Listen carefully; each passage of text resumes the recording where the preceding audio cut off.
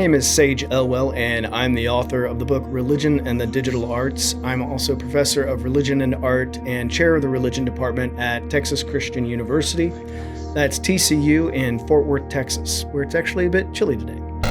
I've been following Zach, that is Dr. Blass's work, for several years now, and he never fails to impress, and CULTUS is no exception. So I was thrilled when I received the invitation to make this brief video. As I previewed Zach's work, a passage from a book by Alexander Galloway came to mind. In his book, The Interface Effect, Galloway observed that the back-end numeric code animating digital technology and thus digital culture, quote, essentially follows an occult logic.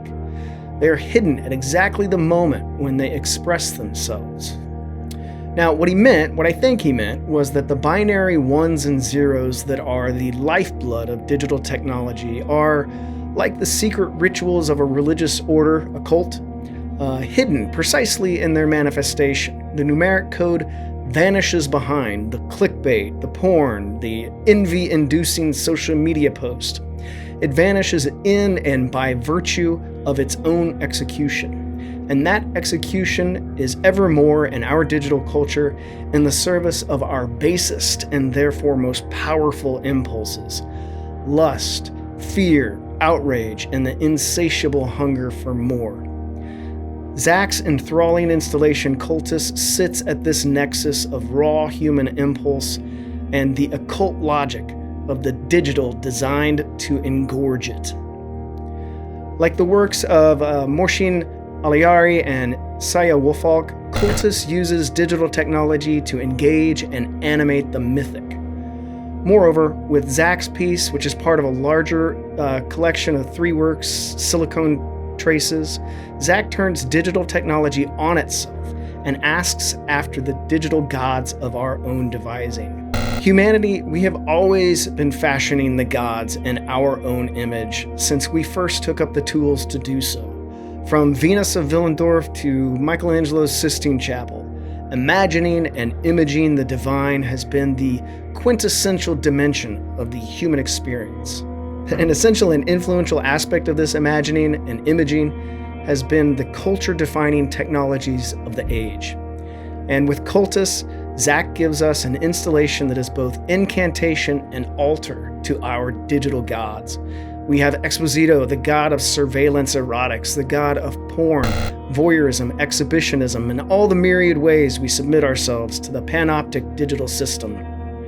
Eutycheum, the god of judgment, raised up on the altar of social media and placated with offerings of tweets and likes and retweets. Lacrimae, the god of sadness, tears, and outrage, nourished by our hypermanic 24-hour news cycle that runs on the spectacle of perpetual tragedy, anger, horror, and atrocity, bringing us to tears of misery and rage.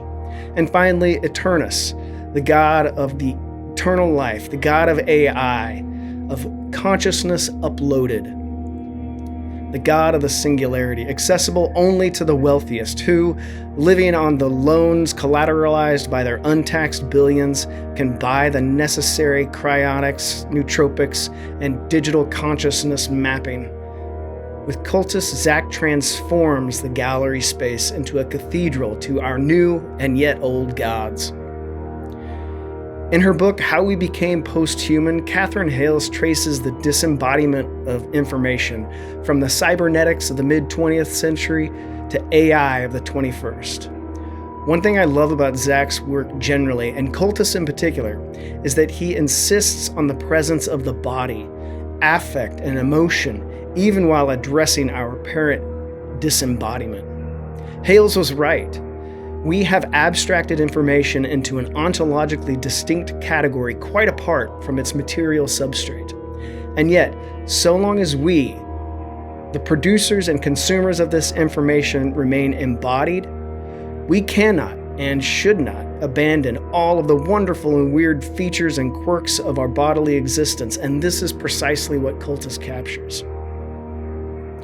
It's something of a paradox that the best digital art, which is increasingly a moot category, so the best art that engages the digital, is art that calls us back to the analog, back to the body, to our senses, our feelings, our emotions, our affects.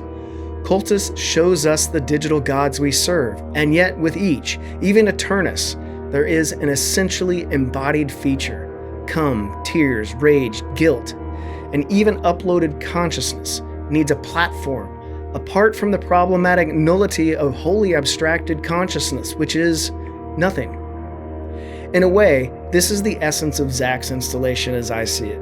It is, in the end, the heretic, the bug in the code, the glitch in the matrix that brings the whole thing down. And to my mind, that bug, that glitch, is the messy, stinky, kinky, porous chaos of embodied humanity itself. In this way, Cultus is essentially a critique of the totalizing drive of Silicon Valley and digital culture writ large. The German philosopher Friedrich Hegel devised a wholly totalizing philosophical system that seemingly accounted for every opposition and contradiction, enfolding all into itself. Meanwhile, his Danish counterpart, Søren Kierkegaard, brilliantly quipped that his German friend had built a most glorious mansion, and yet he slept in the doghouse. By this, he meant that no matter how elaborate a world we make for ourselves, whether a philosophy or a technology, we have and we will remain stubbornly and beautifully, simply human.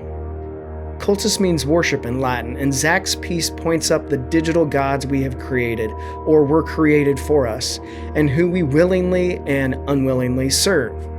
But it also reminds us that religion itself, the cultus, is a technology, and that so long as we are embodied analog beings, so too will our technology and our art be most powerful when they account for and speak to our essentially analog ontology. This is the secret of the hidden occult logic of Zach's work and of our digital culture. It is so brilliantly captured in Cultus.